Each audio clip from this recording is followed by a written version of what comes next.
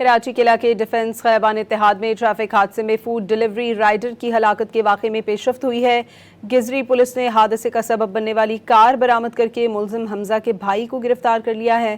مزید جانتے ہیں ڈان نیوز کے نمائندے عاصم خان سے۔ عاصم، ملزم کی گرفتاری کے لیے کیا اقدامات کیے جا رہے ہیں؟ جی ہاں، ڈیفنس میں ٹریفک حادثے کے دوران فوڈ ڈیلیوری رائڈر کی ہلاکت کے معاملے پر پیش رفت ہوئی ہے۔ گزری پولیس فرار کار سوار کی گرفتاری کے لیے مسلسل چھاپے مار رہی تھی، جس میں پولیس نے ملزم حمزہ کو شناخت کر لیا تھا۔